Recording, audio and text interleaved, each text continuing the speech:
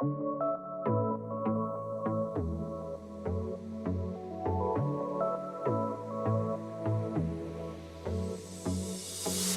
everyone. Welcome back to the Nuance Needed podcast. We're excited you're here. I'm Amanda. And I am Sam. And we are going to talk about all or nothing thinking today. Yeah. We just had a whole chat off mic. We did. Sometimes maybe we should record, but also we need like a good warm up sometimes. Yeah. Sometimes you need to kind of like settle into it. Yeah. It's hard to cold dive into recording with no prep work. One day we'll get good enough to be there one day, but that is not today.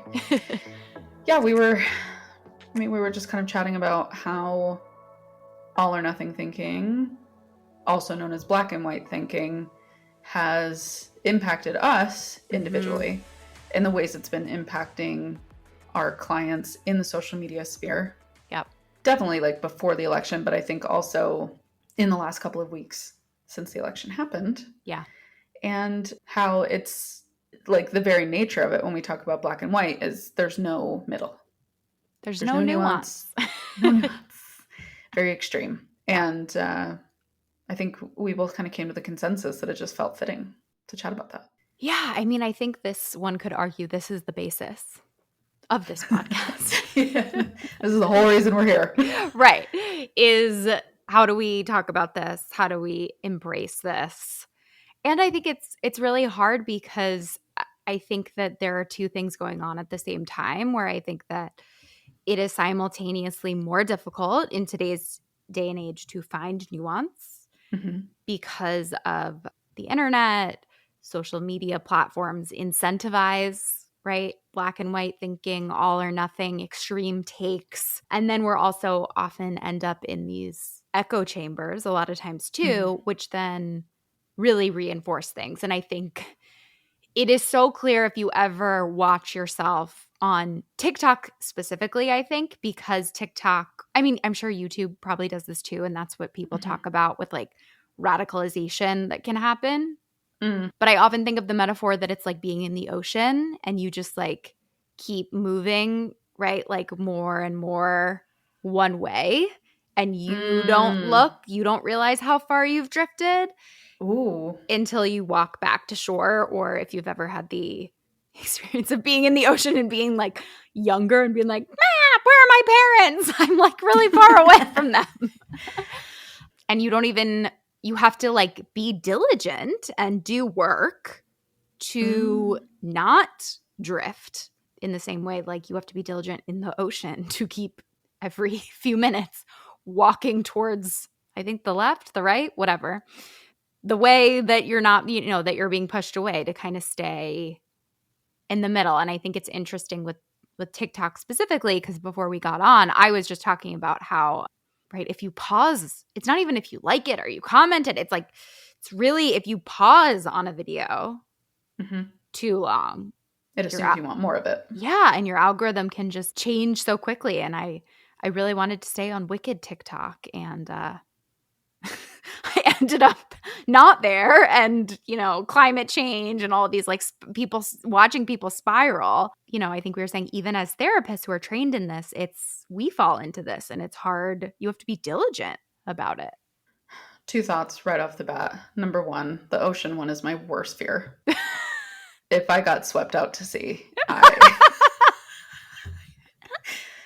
don't know. I can't even entertain that thought. Total side note too. Did you see the Obamas released a new documentary about the ocean? No. Yeah. It's called Our Oceans. Barack narrates it, and they open with a scene of the diver was underneath the whales shooting up towards the surface. Wow. And I would die. If I found myself under a whale, I would just cease to exist because my brain would absolutely collapse. I have that fear of like big things. Have you heard it? Like there's like a term of that? I know that sounds... Should we Google this? Fear it's of real. Big like huge things. Like if you stand at the bottom of like a sky... Megalophobia. Yes. I also have the one about like if there's like little holes close together. Oh, I do have that. If you've ever Googled smallpox, it makes me want to No. die. No. No. Oh, great. Now I just had it. The vision just came to my brain. I'm Okay. sorry. Think of being under a whale. That's more calming than to think. Okay. Oh my God. We're Okay. okay. Okay. What were you going to say? Everyone's okay. Anyway, with that detour, there was a reason. All of that to say, like, it is incredibly powerful because I think that is what is happening emotionally. Mm-hmm. Like, and I think for me personally, when I think of the way you described it, and I think of, like engaging with my algorithm the way I do, I'm kind of like you. The past little bit, mine's been The Great British Baking Show, Wicked. Mm-hmm. Absolutely. We're holding space for you today. Yes. Niche. We're holding space for the lyrics of Defying Gravity, if you are too. We're holding space for you holding space. I'm holding your finger. I'm going to hold your finger. Did you see that in the interview where she's like, yeah.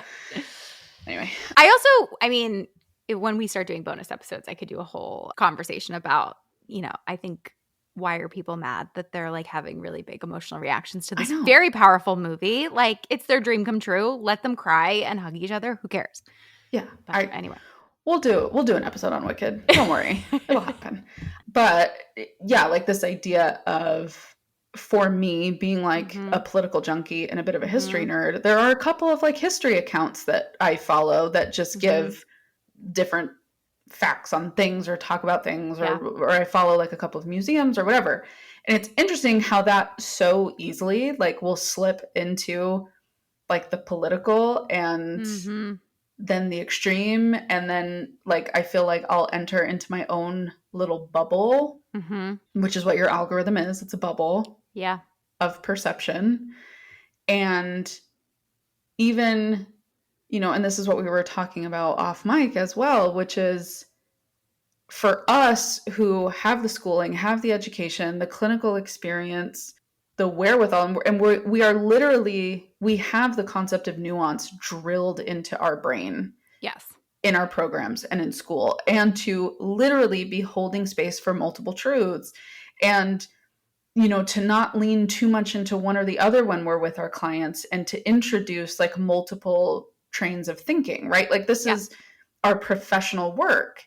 And then I find myself very easily slipping into these like negative doom scrolls of like, everything's hopeless, everything's bad, it's all burning down, everything's catastrophe, blah, blah, blah, blah, blah. So I think if you're listening to this and you've caught yourself doing that, you're a normal human being that has been given access to something that we were not evolved enough yet to manage at the way it was given to us. Like your brain is not built to intake the amount of information that we are currently intaking every day. Yes. I was thinking the other day too, like I feel like my memory for things I've read or learned has gotten worse. And I think it is because like your retention. Yeah, because I can just Google anything and I can read all these the amount of articles and things and stuff that I like read or learn about that don't stick. And I was realizing this when I've like re-Googled the same thing multiple times. Is like, oh, this isn't sticking because I'm reading so much and learning so much. I'm like not retaining it. Do you think it's like, do you, like if you Google something, is it because like you were on something else, had a question, went to Google, then like you read it and you're like, oh, okay, then you go to the next thing, then you like, kind of like the bounce. Yes. The phone bounce. That's what I call it, that I do. Yeah, absolutely. So, I mean, I think broad level perspective, if people don't know, right, all or nothing thinking is something called a cognitive distortion. So, right, a cognitive distortion is essentially an irrational thought that we have that prevents us from seeing and perceiving reality accurately. So, on a broad level, right, all or nothing thinking is a cognitive distortion. And a cognitive distortion is essentially an irrational way of thinking. It's like a thinking error that we tend to fall into.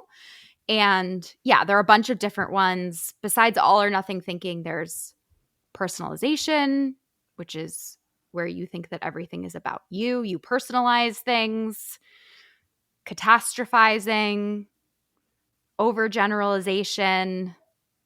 But I would say, I mean, the one that I probably come back to a lot with people is all or nothing thinking. Same. Same. I would say that one is the most common. Yeah. I like for me, Yeah. I would say that one's almost like the umbrella. Yeah. Like everything else underneath it is kind of like the symptom a little bit of that kind of existing in this very binary world where everything's like black and white, right, wrong, good, bad. And I found recently, kind of on a collective level, that the black and white thinking is leading to the catastrophizing. Yes. That is exactly what I would say. Which, after I got like torn away by my fears of large things and tiny holes,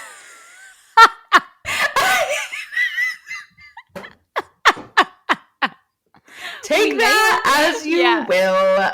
Anyway, what I was getting to with that was with like the algorithm rewards black and white thinking, like we said. It rewards extreme takes, it rewards extreme interpretations.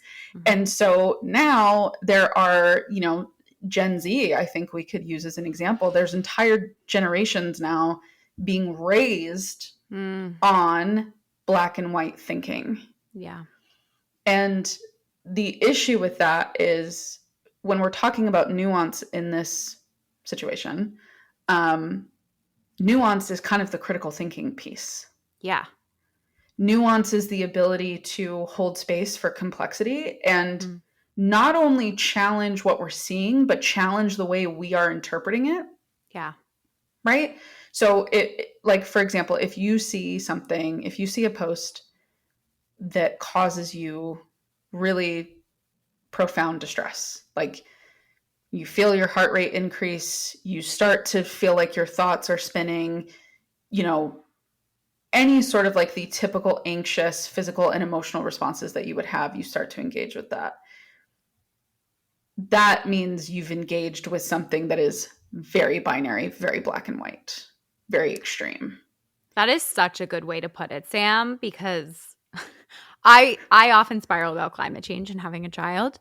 Yeah. And I think that's such a good point because it is easy sometimes to be like, I'm spiraling because this is happening, because I learned something new. Rather than my initial thought is rarely I'm spiraling because this is like, I don't even want to say blown out of proportion because please, I'm scared of climate change and we believe very much climate change is real. Yes, we are pro climate change. But right, because I think even in this critical thinking that we're having this conversation about too is the critical thinking piece is not everything happens at once. Right? Like climate change is real, temperatures are rising, oceans are rising, you know, ice is melting. But there is that space still for, I think we go so quickly because of the algorithm, because of how things are, you know, prioritized to, there's no point, right? You shouldn't have kids. There's no point in living. Just retire. There's no point in working, retire, give up. And everything that means nothing. Yeah. And that is like extremely overwhelming, obviously. And it leads to that fatalism. Yeah. And this idea that everything means nothing, so why try, why bother? Like, none of my dreams matter. None of the things I want are going to happen. Like, if you find yourself engaging with content that is causing you to feel that way, abort immediately. Yeah. And take a deep breath and challenge where this is coming from. Like, challenge it within yourself and say, what proof do I have that I need to be immediately fearful of where my catastrophic black and white thoughts have taken me? Yeah. Right? And like, to challenge yourself is not meaning that you are in denial of reality. That was going to be my question is because I think a lot of us feel that way. Yes. Yeah.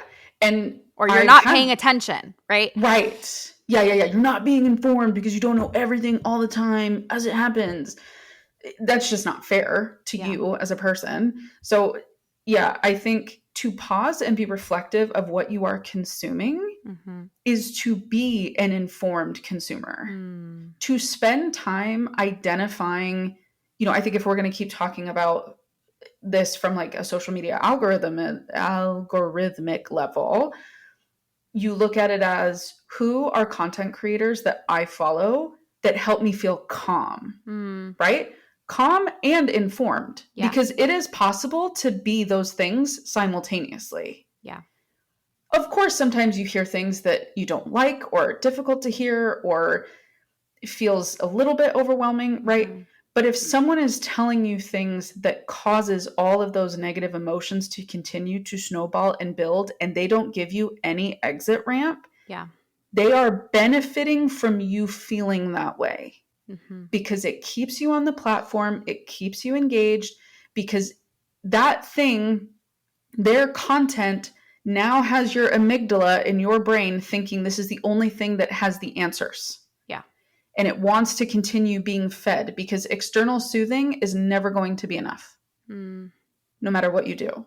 So I think to pause and be reflective of why we're feeling the way we're feeling is not Mm-hmm. a denial of reality, Yeah. because you are never going to do anything effective or impactful when it's coming from a panicked, terrorized, angry space. Yeah. That's just reactivity and breeds shame.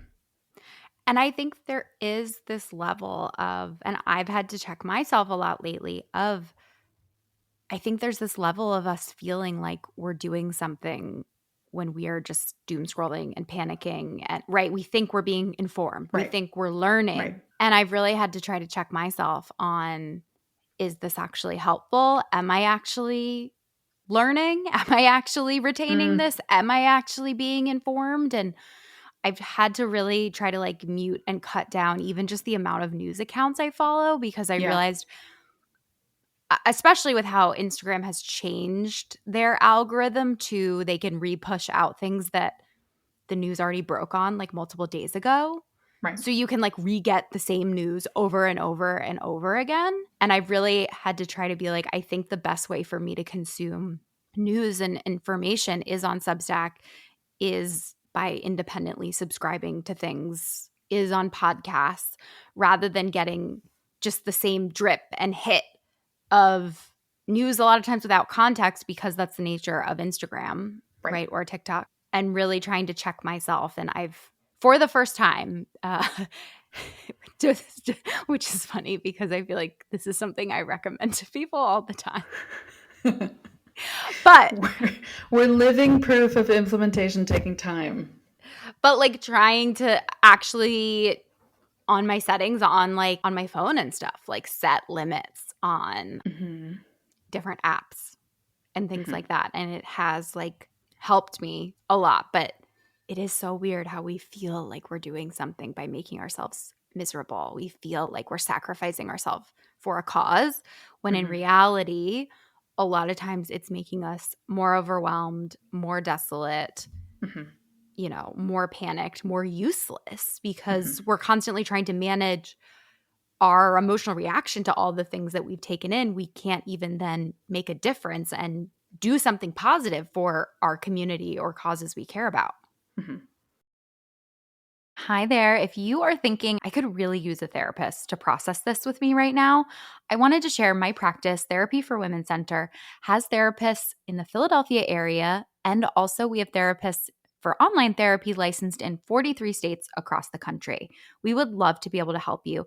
If finances are a concern and you live in Pennsylvania, we also have 2 interns that just started. They're under expert supervision of our licensed clinicians, but they charge only $50 per session. And I would love for you to learn more and check it out at therapyforwomencenter.com. How, I think this is something that I've been thinking about for myself, Mm-hmm. like based off of what you just said. How do you feel you best like tap into hope on Mm. social media? Like, what are things that you look for that make you feel like better or empowered. And I think the second part to that question is, do you feel like that's possible on the apps? This is such a good question that I'm interested in your answer to. I mean, I follow like good news, Right. you know, accounts, Good News Co. and stuff like that, which is helpful. Mm-hmm. But I do think it's really hard when so much terrible things so many terrible things are happening. It is really hard, I think. I mean, I don't know if it's hope that have been tapping into, but I do think it's possible to tap into joy on Mm, social mm, media. mm-hmm. I've gotten a lot of joy from watching previews for Wicked over and over again Yes. Yes. and being excited about it and seeing the promo and learning about how they did the costume design and the set design, and those are like unique social media things that I think are cool, that we get to like pursue our passions and The learn behind the about. scenes. Yeah, learn about different things. So yeah, I don't know if it's hope as much as I think it is easier for me to identify this is a joyful thing for me. And I'm gonna there's a girl named like Eli who's on TikTok who is like she has like a Broadway 101 Ooh. TikTok series where she talks all about like Broadway things, which I'm I grew up going to Broadway plays. I love musicals, but I am by no means an actress or have any experience with it. So like seeking out a specific thing, but I don't know. I think lately hope is hard because I think we've all been if you wanted the election to go a different way, I felt hopeful like when, Kamala had entered the race. That Yeah, felt like same. positive and exciting. I think it's Same. really hard, even though I know logically I shouldn't feel this way. It's hard to not feel like stupid for being so hopeful. So yeah, I don't think lately I've been tapping into hope. I've been trying to instead tap into joy. Mm. What about you? I think same. I think maybe like hope was not the right word, which seems really dark. But I think I maybe I'll interpret it this way because, and the reason I brought up this Mhm. question in response to what you said is because we've both been getting asked through Yes. comments, through DMs, through question boxes, all of it. How do we, people have been like, how do I stay hopeful? How do I fight through this? How do I find purpose? How do I find meaning, right? With this particular era that we're in. Mhm. And I think my response to what you said, kind of leaning into this idea of joy, I've absolutely started to use social media to lean into my interests. Mhm.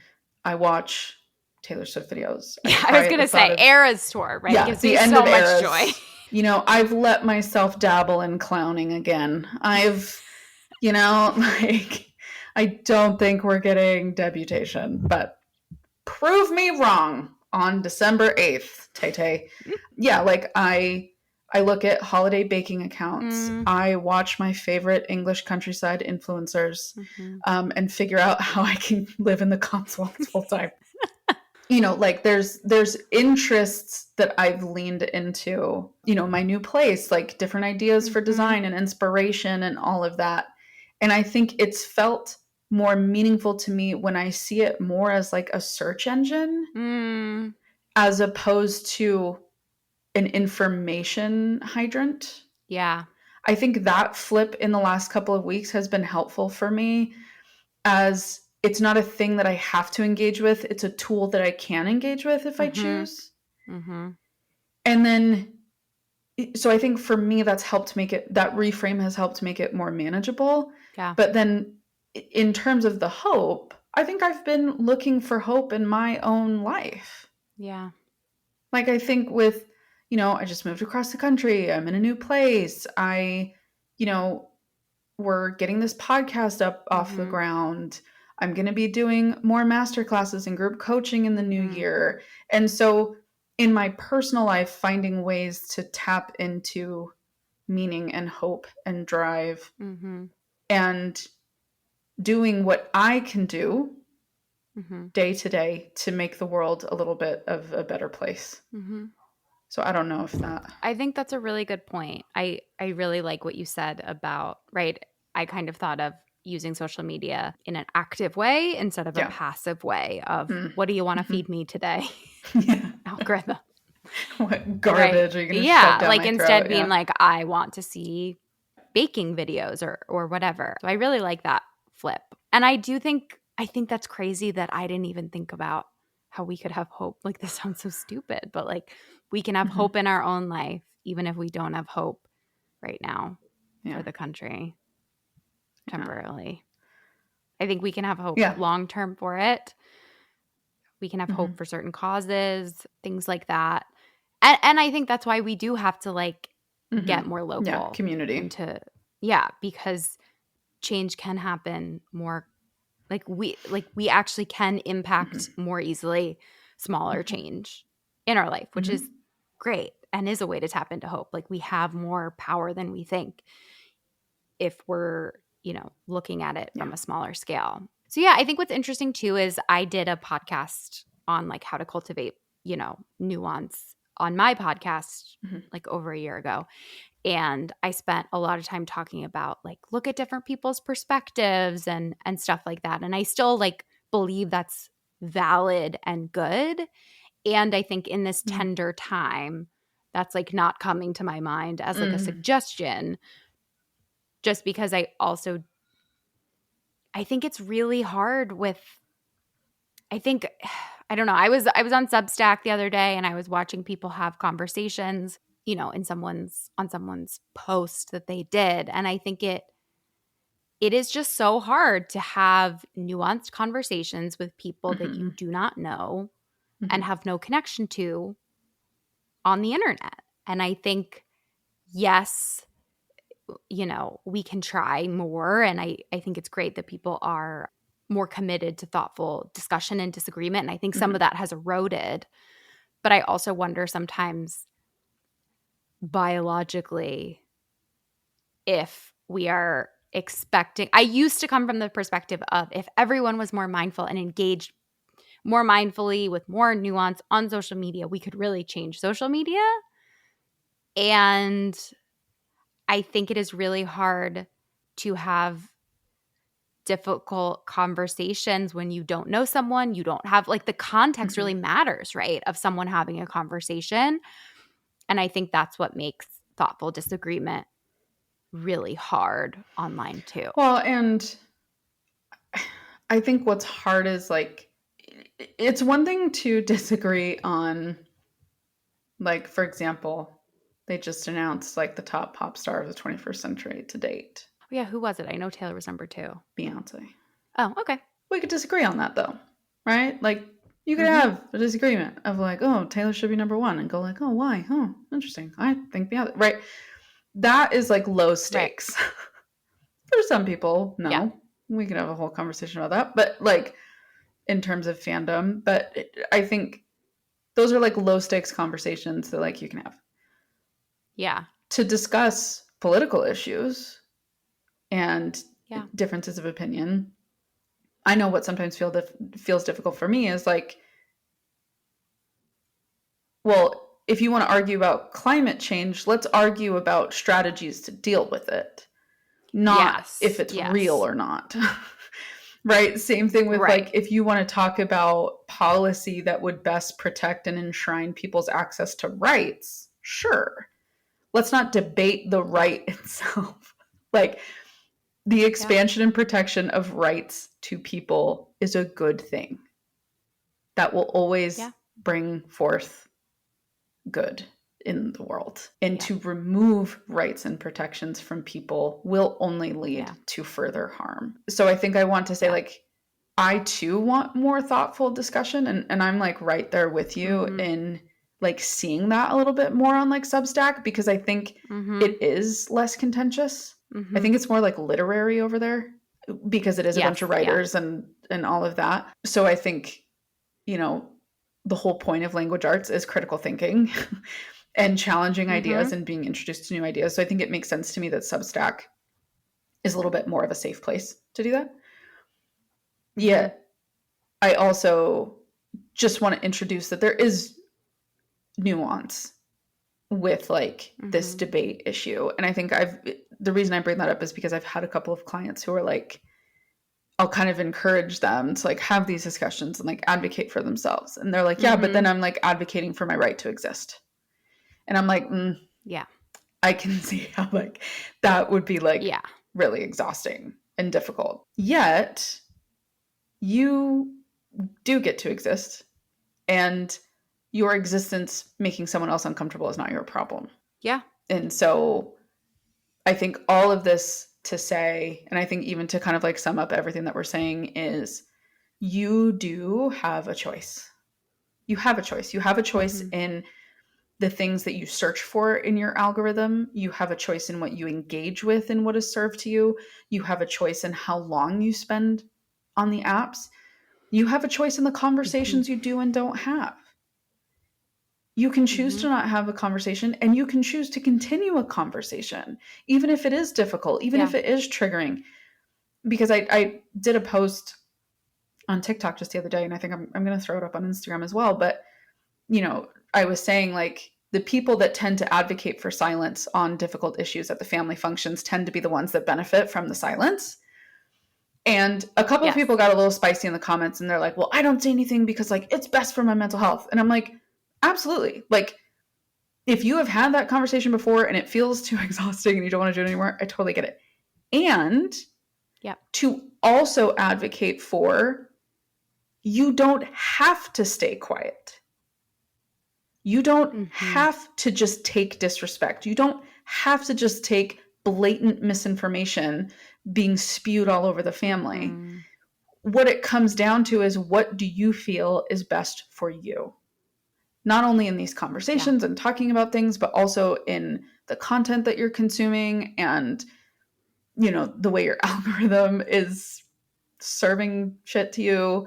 Like, Yeah. at the end of the day, I want you to walk away feeling a little more empowered that you do have a say in things. Mhm.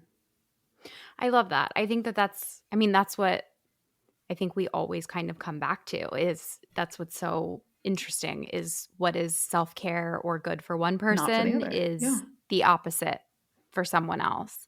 And that is why you have to the best way I think to actually cultivate nuance in your life and actually challenge, right? All or nothing thinking is you do Mm-hmm. have to know yourself Mm-hmm. first. And we've talked about this before, but I think we'll probably do a whole episode on it at some point, of just, right, we circle around it. How do you use social media for good? How do you actually know how to deal with this and take care of yourself? And you do have to know yourself first in order to know Right. what the next step is. You have to know what Right. your values are to be able to then make a Right. cognizant choice. And I think a lot of people are not in tune with their values. They're not in tune with themselves. They don't spend enough time reflecting on what's important to them, what matters to them. So then, yeah, of course, it is going to be like, if you struggle to know your values and know what is important to you, social media is Yeah. not going to be a great place for you, because you are going to just ping pong with everything. And I think even if you do, it's easy to ping pong. And that's where we're kind of talking about coming back to yourself, coming back to your values, coming back to, why am I Mm-hmm. on social media, or why am I Mm-hmm. at this gathering? What am I looking to do today? What do I need for Mm-hmm. my mental health? And really checking in with yourself, because the other really hard thing is, the more, emotionally activated or charged, or I'll say, right, like the more I we're going to need to do an Uh-huh. episode on the word triggered, because I don't really like the word triggered, but I like the word activated because Yeah. right, it means like you're Yes. heightened, you're It's more primed empowered. for a fight. Yeah. Yeah. You're up there, you're ready to go. Right? The more like activated you are, the more like dysregulated you are, the more you are gonna fall a lot more into all or nothing thinking. And it is gonna be harder for you to Mm-hmm. remain true to Mm-hmm. yourself and what you need. And to go back to, the metaphor you brought up in the very beginning before I ruined it with whales, was like this idea that, like, it's so easy to be pulled adrift in the systems that we live in Mm-hmm. today, and to fall into these very Mm-hmm. binary, bleak, black and white, thinking errors. And so, Mm-hmm. yes, you absolutely have a choice, and you get to do the work to understand yourself better, to know, like, what are the things that make you activated? What are the things that make you feel the most overwhelmed? And do we need a Mm-hmm. break from certain content? Do we need a break from, Mm-hmm. the apps and all of that? So yeah, I think, just to close, like, to practice feeling empowered instead of dictated to. Mm-hmm. And I think like my homework kind of for people is think Yeah. about your values. Like I am such a big proponent of values work. Google if you want values. List of values. Yeah. I have like a whole in my book, which is obviously about not drinking, and I have a workbook called Not Drinking Tonight that has a whole chapter on values and how to identify them and stuff like that. And be clear what your values are, and they can change, but try to take action from there. And I think the other thing I want to give, listeners, if you are feeling really stuck in all or nothing thinking, one of my favorite thought exercises is to say, is there another way I Mm. could interpret Mm. this? And again, we're not saying someone's being shitty to Right. you and we want you to like interpret their behavior in a different way. I'm talking about if you're telling yourself Mm-hmm. a story that there's like no hope, right? Or that you should give up, or this person hates you, or whatever it is. Try to think of a different way to interpret it, because I think one of the absolute privileges of being a therapist is we get to see so Mm-hmm. many different people and really get to see different perspectives and really get to see how two people can do the same behavior and they have totally different perspectives and totally different interpretations. And different outcomes. Yes. And some of my favorite work with people is when someone's saying like, this person did this and I'm like so mad about it and they're, being so shitty. And I can say, if you want an alternative perspective, like I have had clients who've done that and this was Mm-hmm. what they were dealing with. Mm-hmm. Yeah. I don't know. But that is such a, I think trying to push yourself to think of things in alternative ways is a very helpful thought exercise in challenging all or nothing thinking. Couldn't agree more. All right, everyone. Well, thanks so much for listening to the podcast. And as always, if you can rate, review, share with your friends. We're still trying to really get it up and running. We're still trying. Yeah. It's good though.